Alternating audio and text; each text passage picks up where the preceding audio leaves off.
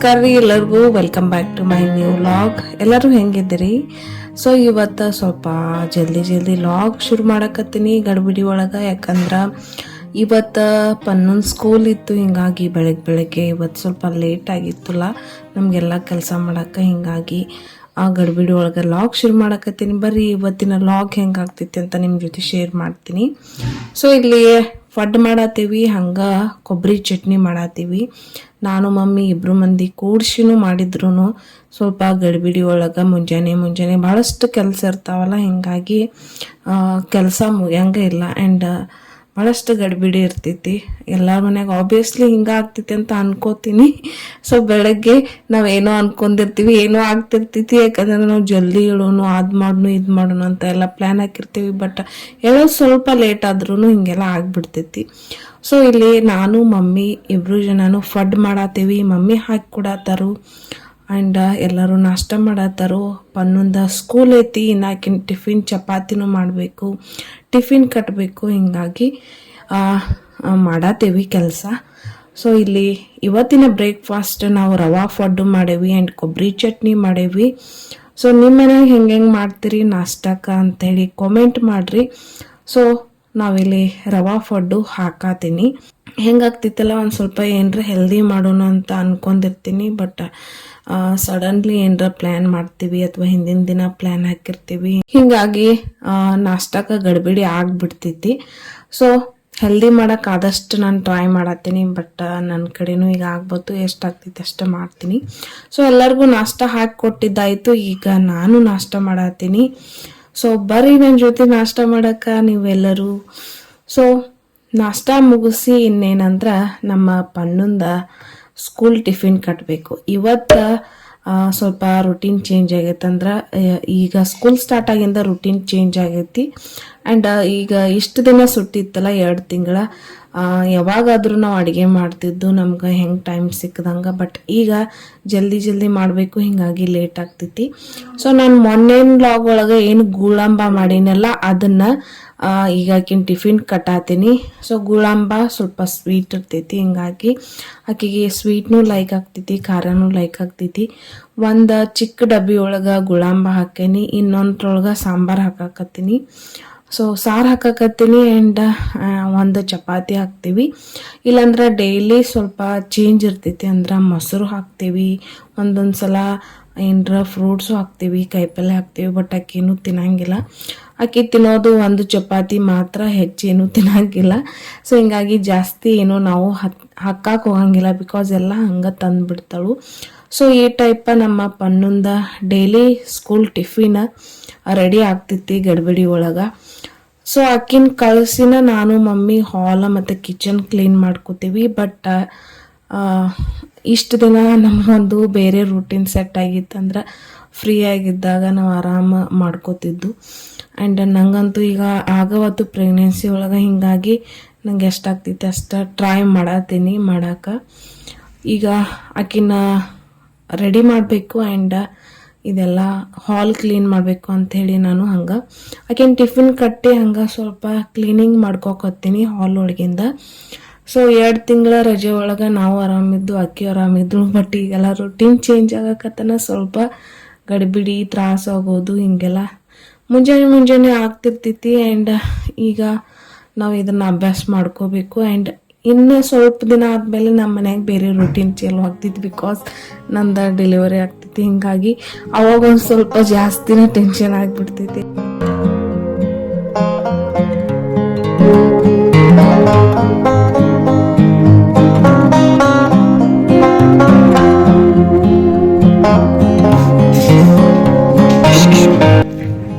ಟಾಟಾ.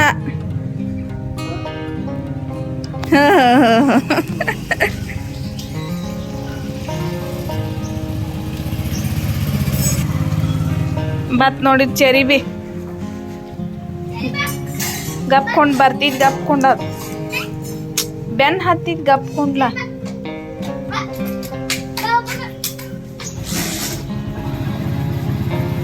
ಟಾಟಾ ಮಾಡಿ ಚೆರಿಪ ನೀವು ಹೆಂಗಿಲ್ಲ ನಡೀನಿ, ನಡಿ ಒಳಗೆ.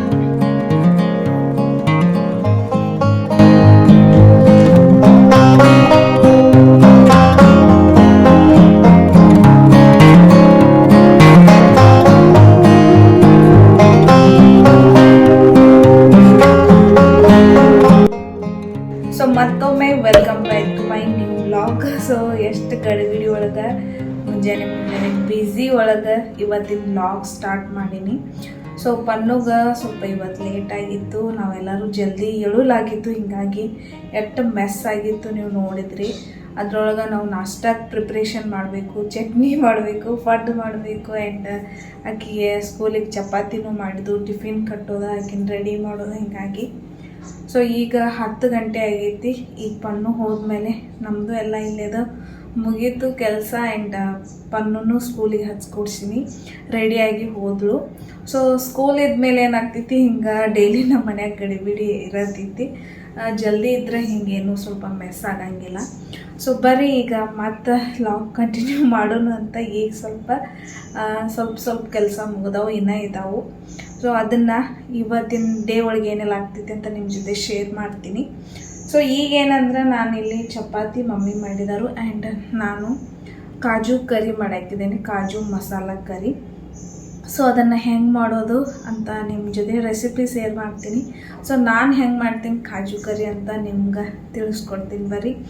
ಆ್ಯಂಡ್ ನೀವು ಹೆಂಗೆ ಮಾಡ್ತೀರಿ ಅಂತ ಕಾಮೆಂಟ್ ಮಾಡಿರಿ, ಆ್ಯಂಡ್ ಎಲ್ಲಿಂದ ನೋಡತ್ತೀರಿ ಅಂತ ಕಾಮೆಂಟ್ ಮಾಡಿರಿ. ನನ್ನ ವ್ಲಾಗ್ ಇಷ್ಟ ಆಗಕತ್ತಿದ್ರೆ ಲೈಕ್ ಕೂಡ ಮಾಡಿರಿ. ನೀವಿನ್ನ ಸಬ್ಸ್ಕ್ರೈಬ್ ಮಾಡೋಲ್ಲ ನನ್ನ ಚಾನಲ್ ನೋಡಕತ್ತಿದ್ರೆ ಪ್ಲೀಸ್ ಸಬ್ಸ್ಕ್ರೈಬ್ ಮಾಡ್ಕೊರಿ.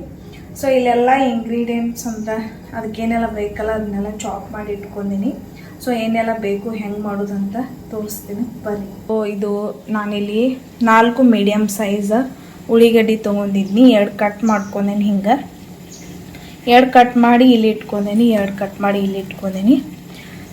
ಸೊ ಇದು ನಾನು ಚಾಪ್ ಮಾಡಾಕಿದ್ದೀನಿ ಸಣ್ಣಂಗೆ. ಇಲ್ಲಿ ಶುಂಠಿ ಮತ್ತು ಬೆಳ್ಳುಳ್ಳಿ ಮತ್ತು ಈರುಳ್ಳಿ 2 ಮೀಡಿಯಮ್ ಹಾಕಿ ಈಗ ಕಟ್ಟರ್ ಒಳಗೆ ಸಣ್ಣಂಗೆ ಚಾಪ್ ಮಾಡ್ಕೋದೈತಿ.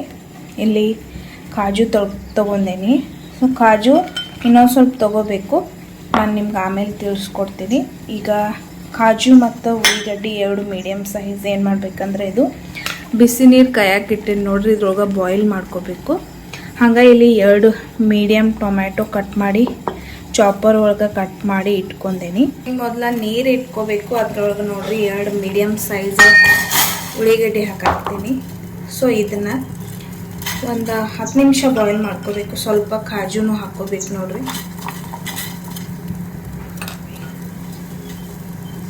ಸೊ ಇದನ್ನು ಒಂದು 10 ನಿಮಿಷ ಬಾಯ್ಲ್ ಮಾಡ್ಕೊಂಡು ನಾನು ಸ್ವಲ್ಪ ಡಿಫ್ರೆಂಟ್ ಮಾಡ್ತೀನಿ ಕಾಜು ಕರಿ. ನಾನು ಇದ್ರೊಳಗೆ ಕೊಬ್ಬರಿ ಹಾಲು ಕೂಡ ಹಾಕ್ತೀನಿ ಕಾಜು ಕರಿ ಒಳಗೆ. ಕಾಜು ಮಸಾಲ ಕರಿ ಅಥವಾ ಕಾಜು ಕರಿ ಏನು ಬೇಕಾದ ಅನ್ಬೋದು. ಸೊ ಕೊಬ್ಬರಿ ಹಾಲು ಕೂಡ ಹಾಕ್ತೀನಿ. ಅದಕ್ಕೆ ನಾನು ಸ್ವಲ್ಪ ಡಿಫ್ರೆಂಟ್ ಮಾಡ್ತೀನಿ, ಅಂದ್ರೆ ಸ್ವಲ್ಪ ಕೇರಳ ಸ್ಟೈಲ್ ಮಾಡೋಣ ಅಂತೇಳಿ ಕೊಬ್ಬರಿ ಹಾಲು ಹಾಕತ್ತೀನಿ. ಪ್ರತಿ ಸಲ ಏನು ಕೊಬ್ಬರಿ ಹಾಲು ಹಾಕಂಗಿಲ್ಲ. ಮೇನ್ ಅಂದ್ರೆ ನಮಗೆ ಕಾಜು ಕರಿ ಮಾಡೋಕ್ಕೆ ಬೇಕಾಗೋದು ಕಾಜು ಮತ್ತು ಈರುಳ್ಳಿ ಬಾಯ್ಲ್ ಮಾಡ್ಕೋಬೇಕು. ಜಾಸ್ತಿ ಗ್ರೇವಿ ಜಾಸ್ತಿ ಕ್ವಾಂಟಿಟಿ ಒಳಗೆ ನೀವು ಮಾಡೋರಿದ್ರೆ ಇದನ್ನು ಜಾಸ್ತಿ ಕ್ವಾಂಟಿಟಿ ಒಳಗೆ ತೊಗೋಬೇಕಾಗ್ತೈತಿ. ಸೊ ಇದನ್ನು ಬಾಯ್ಲ್ ಮಾಡ್ಕೊಂಡು ಒಂದು ಗ್ರೇವಿ ರೆಡಿ ಮಾಡಬೇಕು. ಅದರಿಂದನೇ ಒಂದು ಒಳ್ಳೆ ಟೇಸ್ಟ್ ಬರ್ತೈತಿ, ಕಾಜು ಕರಿ ರಿಯಲ್ ಟೇಸ್ಟ್ ಬರ್ತೈತಿ. ಸೊ ಈಗ ನಾನು ಕೊಬ್ಬರಿ ಹಾಲು ಆಲ್ರೆಡಿ ತೆಗೆದು ಇಟ್ಟೇನೆ ಫ್ರಿಜ್ ಒಳಗೆ.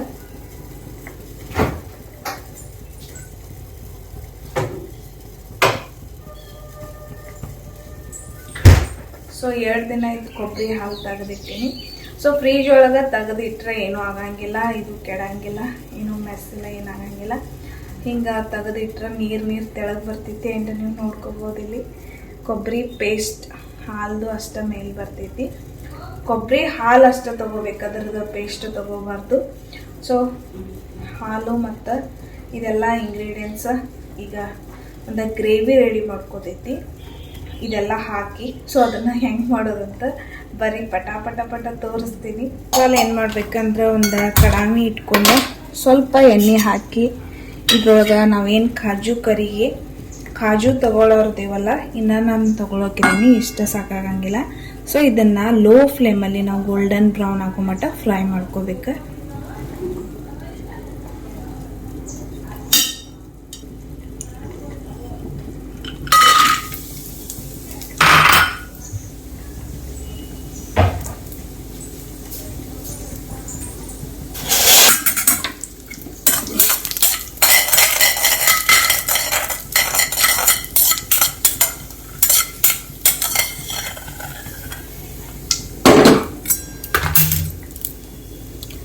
ಎಣ್ಣೆ ಭಾಳ ಕಾದಿತ್ತು, ಅದಕ್ಕೆ ಸ್ವಲ್ಪ ಹೊತ್ತಿದ್ದು ನಾವು ಲೋ ಫ್ಲೇಮಲ್ಲಿ ಮಾಡ್ಕೊರಿ ನೀವೆಲ್ಲರೂ.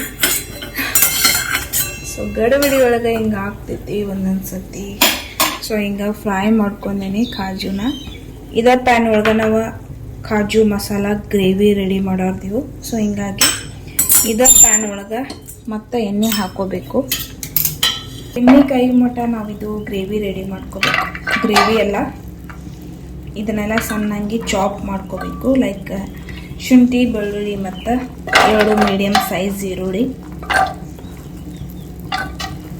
ಸೊ ನಾನು ಇದನ್ನು ಮೊದಲ ಚಾಪ್ ಮಾಡ್ಕೋತೀನಿ.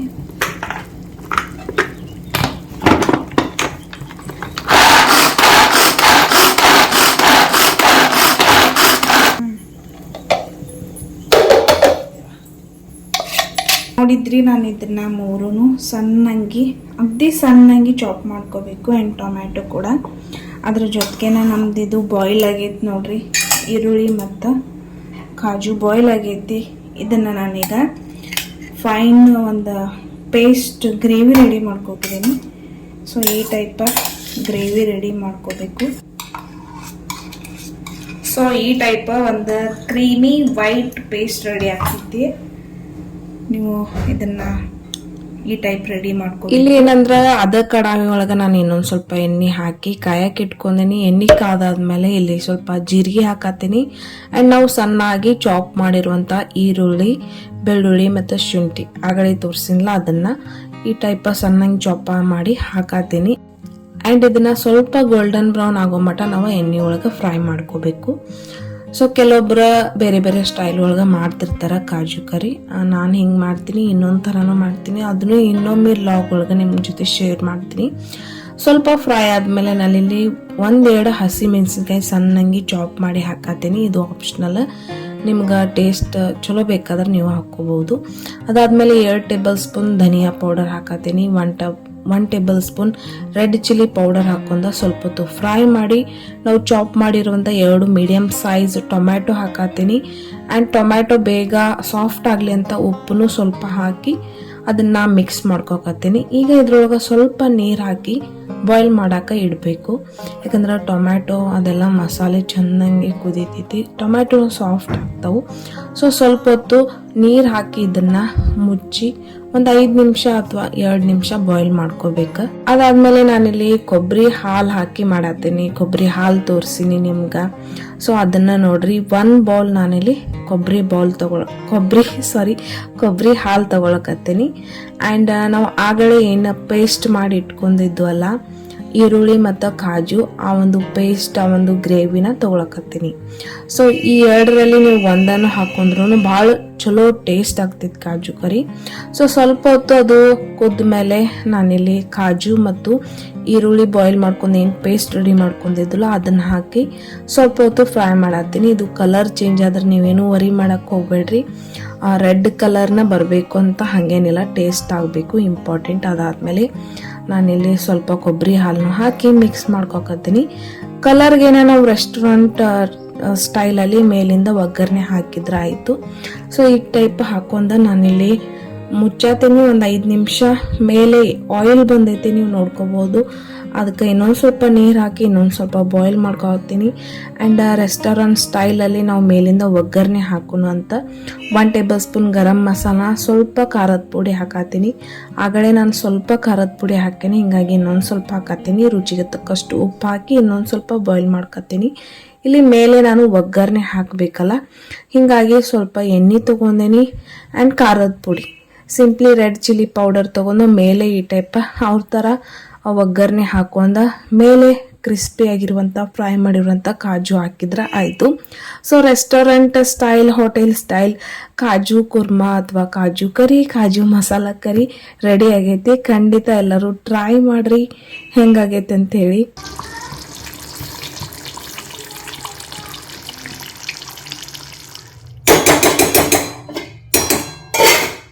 ಸೊ ನೋಡಿದ್ರಲ್ಲ, ಆಲ್ಮೋಸ್ಟ್ ನಮ್ದು ಕಾಜು ಕರಿ ರೆಡಿ ಆಗೈತಿ, ಹೆಂಗೆ ಮಾಡೋದಂತೇಳಿ. ಸೊ ಎಲ್ಲರೂ ಖಂಡಿತ ಟ್ರೈ ಮಾಡಿರಿ ಈ ರೆಸಿಪಿ. ಆ್ಯಂಡ್ ಹೆಂಗೆ ಆಗ್ತೈತಿ ಅಂತ ನನ್ನ ಜೊತೆ ಶೇರ್ ಮಾಡಿರಿ, ಕಮೆಂಟ್ ಮಾಡಿರಿ. ಸೊ ಈಗ ಕಾಜು ಕರಿ ಮುಗ್ದೈತಿ, ಚಪಾತಿನೂ ಮಾಡಿದೆವು, ಆ್ಯಂಡ್ ಅಡುಗೆ ಕೆಲಸ ಎಲ್ಲ ಮುಗ್ದೈತಿ. ಈಗ ನೆಕ್ಸ್ಟ್ ಅಂದ್ರೆ ಇನ್ನು ಭಾಳಷ್ಟು ಕೆಲಸ ಅದಾವು. ಸ್ವಲ್ಪ ನಂದು ವಿಡಿಯೋ ಎಡಿಟಿಂಗ್ ಐತೆ ಆ್ಯಂಡ್ ಅಪ್ಲೋಡ್ ಕೂಡ ಮಾಡಾಕಿದ್ದೀನಿ.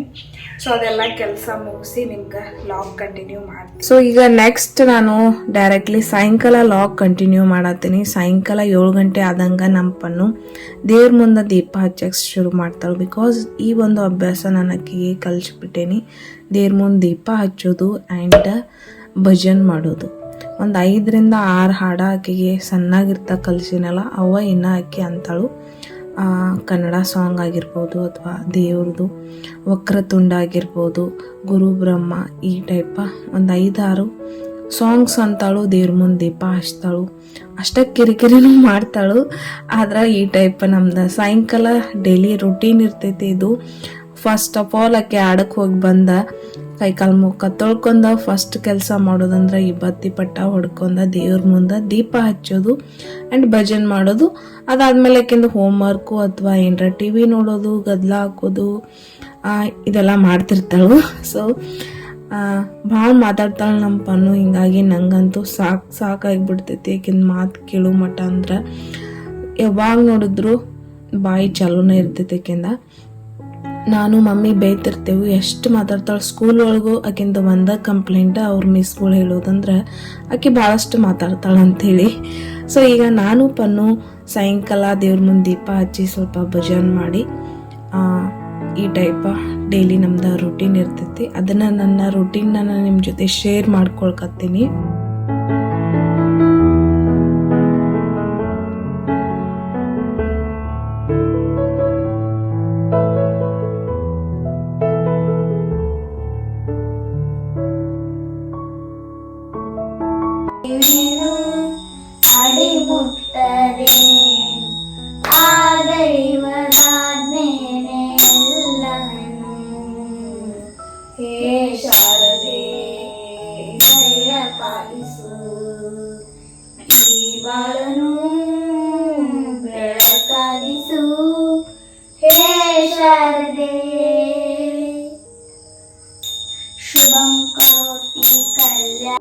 ಸೊ ಭಜನ್ ಎಲ್ಲ ಮುಗಿಸಿ ನಮ್ಮ ಪನ್ನೊಂದ ಹೋಮ್ವರ್ಕ್ ಮಾಡೋದು ಅಥವಾ ಟಿ ವಿ ನೋಡೋದು ಕೆಲಸ ಆದ್ರೆ ನಂದು ಕೆಲಸ ಅಡುಗೆ ಮಾಡೋದು.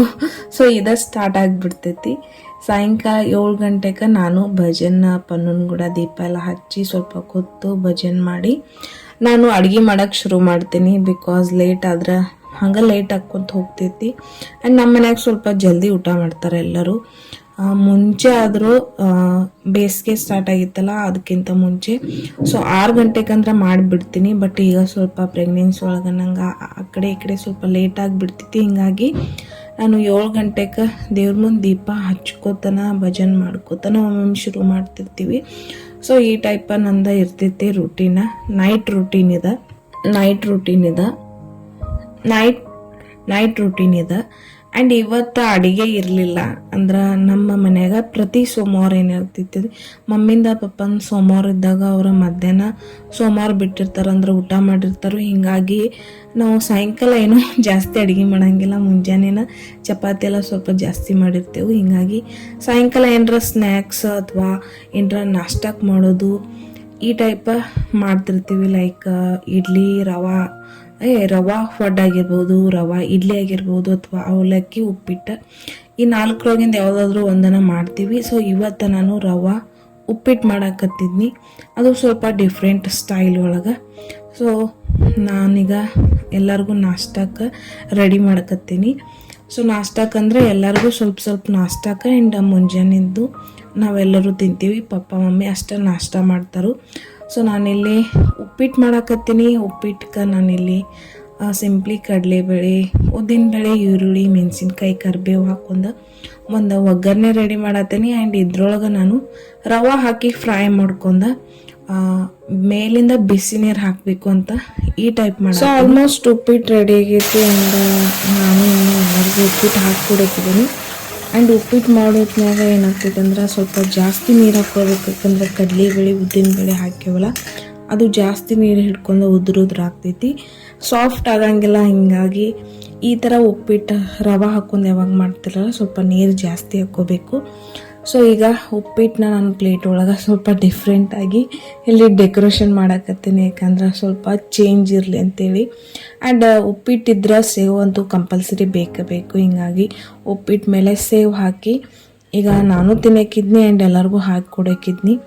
ಸೊ ಎಲ್ಲರೂ ತಿನ್ಬೇಕಂತ ಹೇಳಿ ಹಾಲ್ ಒಳಗೆ ಎಲ್ಲ ತೊಗೊಂಡು ಹೋಗೋರಿದ್ದು ಮಾಡಿಂದ ಅಡುಗೆ ಆ್ಯಂಡ್ ಉಪ್ಪಿಟ್ಟೆಲ್ಲ. ಬಟ್ ಹಾಲ್ ಒಳಗೆ ನಾನು ಹೋಗೋಕ್ಕಿಂತ ಮುಂಚೆನೇ ಏನು ಶುರು ಆಗಿತ್ತಂದ್ರೆ ಅಲ್ಲಿ ಹೊಸ ಟಿ ವಿ ಸೆಟ್ ಮಾಡಕತ್ತಿದ್ರು. ಹಿಂಗಾಗಿ ಎಲ್ಲ ಮೆಸ್ ಆಗಿತ್ತು, ಬೇಡ ಅಂತೇಳಿ ಮತ್ತು ಪ್ಲೇಟ್ ಒಳಗೆ ಹಾಕಿ ಕೊಟ್ಟೀನಿ.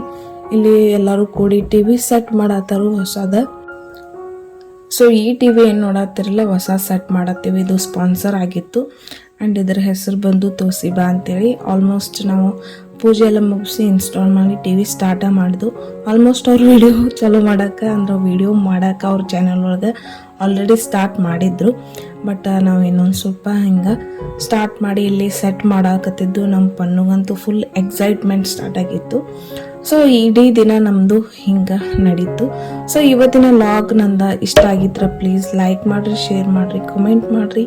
ಇವತ್ತಿನ ಲಾಗ್ ನಾನು ಇಲ್ಲೇ ಎಂಡ್ ಮಾಡತ್ತೀನಿ. See you in the next video. ಅಲ್ಲಿವರೆಗೂ ಟೇಕ್ ಕೇರ್, ಬಾಯ್.